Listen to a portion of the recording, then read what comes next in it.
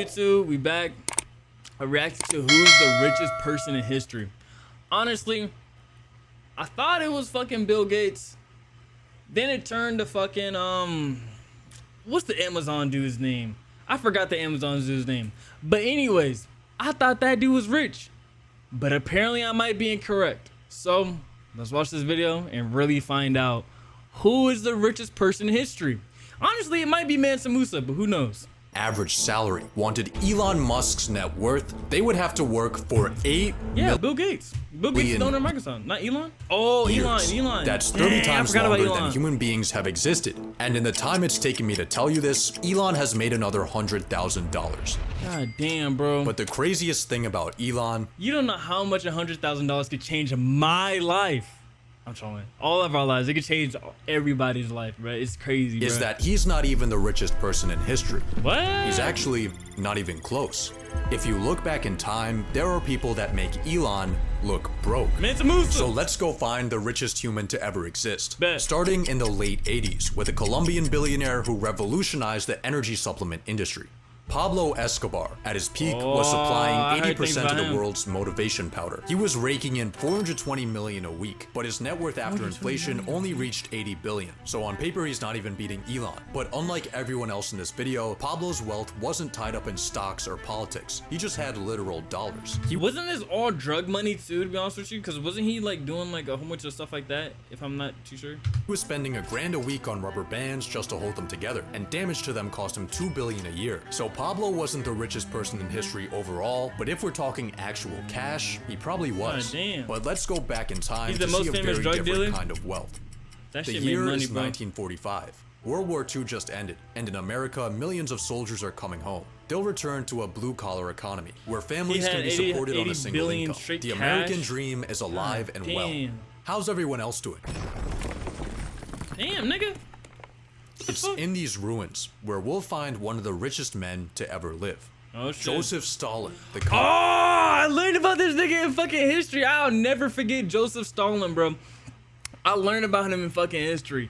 Joseph Stalin is a name that I'll probably never forget. I believe he was a part of the Soviet Union. I think if I remember my history correctly, I think he was in the Soviet Union. Communist ruler of the Soviet Union was uninterested in money. He had practically no personal possessions outside of his pipes, books, and plain military tunic. He did live much better than his citizens, having access to things like food, but he wasn't basking in luxury. His pay stubs show him making today's equivalent of $30K a month, but according to his son, he just let the checks pile up on his desk, and he probably didn't even have a savings account. The reason Stalin is considered one of the richest men in history, despite technically having no money, is because he didn't need money. He already owned the entire state. Doing anything that questioned his power, even something like telling a private joke, would get you gulagged or executed. Stalin had so much... Damn, nigga, let me not say shit around him, bro, cause let me correct one fucking joke, nigga. I'm fucking getting incinerated, bro. Like, I don't want to mess with Joseph Stalin, even if I came across him, bro. Knowing that he had this much power, yeah, don't ever put me in this fucking face. Control that after he had a fatal stroke, no one called a doctor for 12 hours because everyone was too scared of Stalin waking up and punishing them for acting without official orders. So despite being broke on paper, Stalin had complete control over an economy that would today be worth $10 trillion. See, in order to find the richest person in history, we need to think bigger than just money. Every person in this video will represent a different time period and a different form of wealth, whether it be political power or cash or company equity. And in the end, only one will be determined as the richest person in history. Facts. So let's move on to our next contender. In 1909, Adolf Hitler was homeless. I kind of built moved to Vienna to pursue his dream of becoming an artist. Let me guess this one too. I think he wanted to go to art school. But I don't think his dreams really aligned, or like something went wrong with his dreams, and he had to resort to doing what he did then. But I think he was an artistic ass nigga. That being said, you're gonna complete what I say. Working out. He got rejected from art school and found himself selling small paintings and postcards just to get by and sleeping in hostels. Then, after fighting in the First World War and beginning his political involvement, he attempted to forcefully overthrow the government. which got him locked up for 9 months. Man. Hopefully he'll use these 9 months to reflect and reform and turn himself into a better person. He wrote Mein Kampf. Upon release in 1925, the Racism Manifesto met with mediocre sales. But as Germany's situation declined, Mein Kampf's popularity grew. And when Hitler took power in 1933, the book was everywhere. Bro, it was also around this time when Hitler realized he had access to developer commands. He instructed the government to buy 6 million copies of his own book and hand them out to soldiers, government officials, and newlyweds. He then avoided a $2 million bill by making himself tax exempt. I'm just crying. I was just thinking in my fucking head. Bro, niggas who was like really in these like Hitler movies and shit like that shows, they really hired niggas that look like Hitler, and they actually wanted to play the role. Like, god damn, nigga, these like nigga was really down to play the Hitler role, bro. Damn, bro. His next lick was copywriting his own image, which allowed him to collect royalties on every postage stamp sold in Nazi Germany. Then he copyrighted his speeches so he could collect money when they were printed in the news. These passive income streams made Hitler millions. By the end of his life, Mein Kampf had sold around 10 million copies, which actually isn't an insane amount. For reference, he was outsold 3-1 by Anne Frank, but Hitler did have one last side hustle. Between 1933 and 1945, it was estimated he received over $5 billion in donations from his supporters, most of this coming from wealthy businessmen. It's impressive how much personal money Hitler was able to milk out of his position, but his real wealth came from his military might. At its peak in 1942, Nazi Germany controlled nearly all of Europe, stealing hundreds of billions in resources and putting millions of people into forced labor. So through his conquests, Hitler commanded resources worth $3 trillion in today's dollars. But before dictators, there was a man building a very different type of empire. Who the fuck is this nigga? Had a revelation. Oh, this is the Ford company, bro. Let them bruh. sleep, your slaves won't revolt. In 1914, Henry made the radical decision to double wages from $2.50 to $5 a day. He then cut the work week from 6 days to 5 days. After seeing the operations of meatpacking plants, Ford organized his workers in a line, an assembly line. What resulted was production time for the Ford Model T dropping from 12 hours to 90 minutes. Prices dropped from $8.50. So these Ford cars really been around for so fucking long, bro. Who would have fucking known? to $290. And for 50 years, the Model T was the most sold car in history. But these just weren't getting any type of fucking load on the back of that bitch. Or the Model T. So they weren't really Ford. After Ford made automobiles accessible to the masses, people began moving outside of cities and driving back and forth to work. And after the success of Ford's mass production methods, they were widely copied by companies and countries. The suburbs, commuting, and the modern work schedule can all be traced. He paid his people more and had them work less than they production was fast, like 90%. Back to Henry Ford, which is why many credit him as the inventor of the middle class. So despite his measly $200 billion personal net worth, Ford's massive influence might make him the richest person in history. But Henry's success was only possible thanks to the men who came before him. It's the late 1800s. The telephone, telegraph, and light bulb are currently being invented. Pollution is awesome. Child labor is legal. Yes! Regulations don't exist. Long hours and unsafe working equipment give employees a healthy work-death balance. The stage is set for maximum capitalism. 3 men would define this era, the OG being Cornelius Vanderbilt, who conquered the railroad industry and died with more money than the US Treasury. The next was Andrew Carnegie, who made a fortune with steel, then devoted the rest of his life to philanthropy. And this was during a time before charity tax advantages.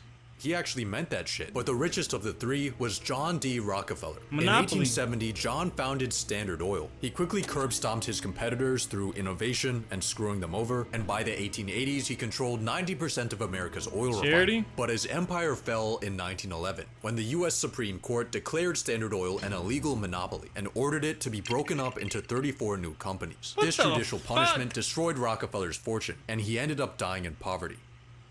Just kidding. After the breakup, he had ownership in each of the— Damn, bro, he almost got me. He deadass almost got me. I'm not gonna lie. I was like, how the fuck did you go that broke so fucking fast? I mean, they couldn't have taken all your money for real.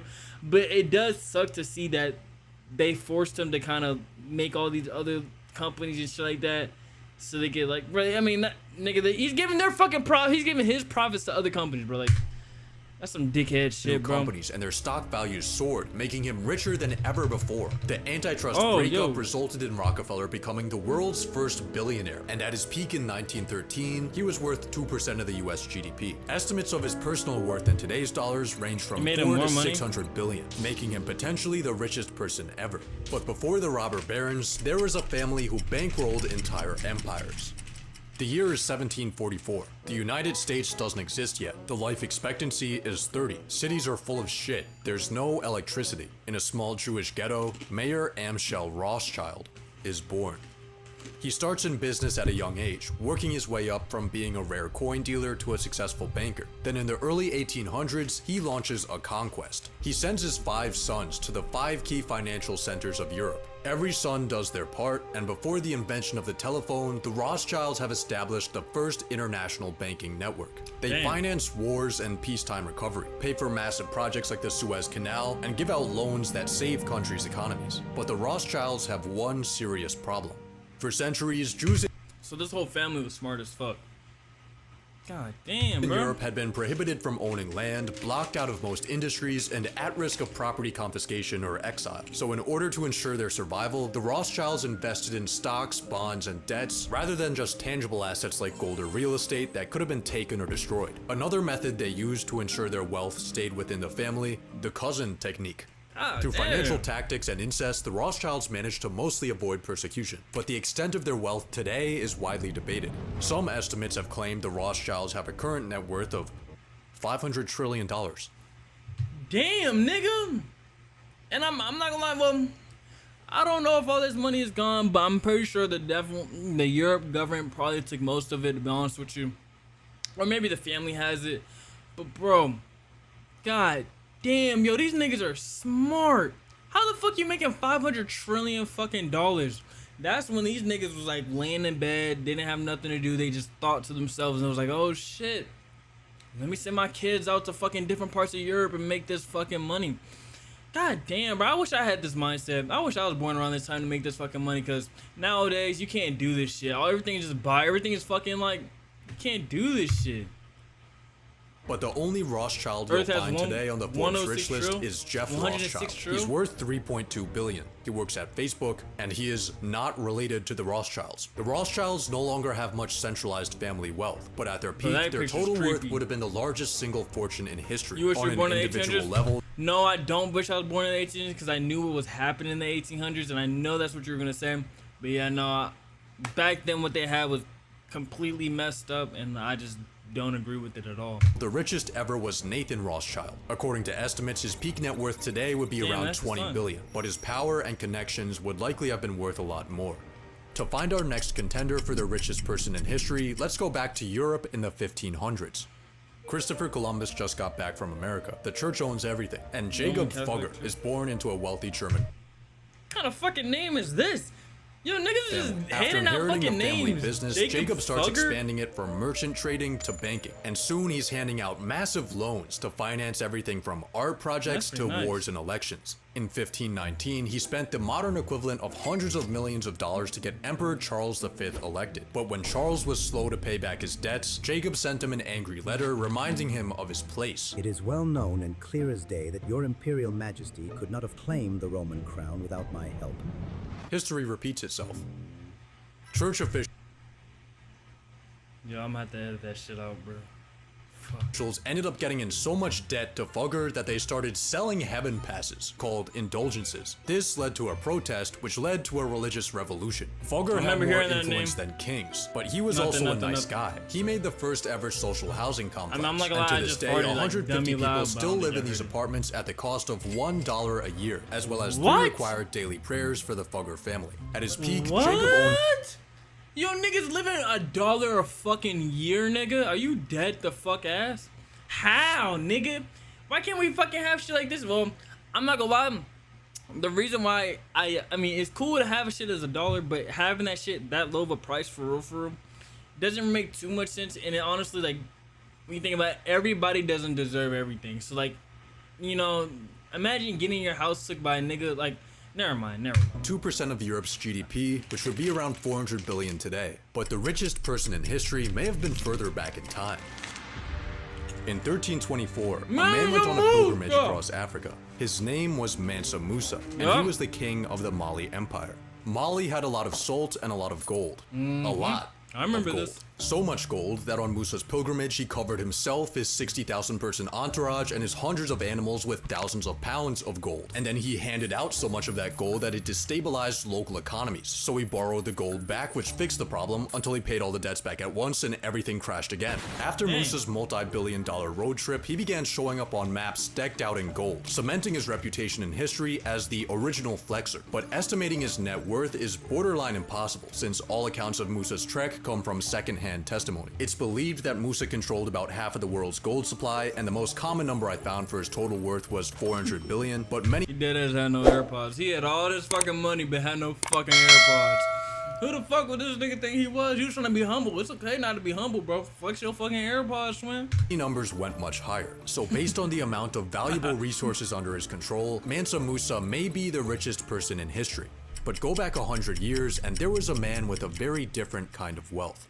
In the early 1200s, Genghis Dang it, I was gonna fucking sing it. Genghis Khan. Yeah, I remember Khan controlled more land than any man in history. His Mongol Empire covered almost 20% of Earth's land area, making his estimated net worth today 130 trillion. But this nigga was fucking rich. Asia's a huge continent, bro. Asia's fucking huge, so doing this shit, woo! You're a smart man, bro. Being a leader, taking the role, taking the bigger man action. This is what the fuck was supposed to happen. This is slightly misleading. Genghis never really had much wealth of his own, and this was actually vital to his influence. Rather than taking for himself, war loot was redistributed to soldiers and commanders to promote loyalty. Genghis wore the same clothes and ate the same food as his crew. He slept in tents. Man, this nigga was so fucking humble, bro. This is how happy y'all niggas need to be.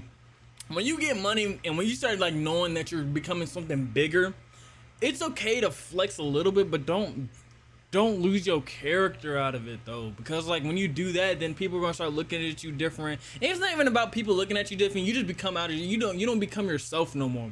So just always remain humble, no matter how much money you have. Humble and just stay blessed, stay fucking thankful, bro. Stay thankful. Humble but scary. Yeah, that nigga was scary. And asked to be buried with no markings or signs. Genghis Khan didn't really have desire for personal wealth or possessions, but based on his control of land, he may have been the richest guy to ever live. But let's go even further back in time, to the year— He died and people who buried him got killed. Then the people he killed got killed, so nobody knows where he got buried. 1 God damn. AD. The people alive right now have no idea think that we they're can find living his through a bones? turning Should we point do a in bone history. stream? They actually don't even know what year it is. bones? Romans think that it's year 754. Jews think it's 3761. The Chinese think it's year 9. And for the Greeks, it's 194. Every country is kind of doing their own thing. America is building early cities thanks to the Mayans. India is trading through the ocean and Silk Road. China just invented paper. And in Rome, Augustus Caesar is born. A few years prior, he defeated Mark Antony and he had and so many Cleopatra in kids, battle and 60 million snatched up people are Egypt as related his to him personal today? property. He now God controls around damn. 20% of Rome's economic output, and that includes the tax flows, the treasury, the gold and silver mines, and Damn, now that I think about it, bro, he was just going crazy, bro. He was just busting you know what, and all these damn girls, and they had financial support. He didn't really need him being off their lives, for real, for real. I mean, god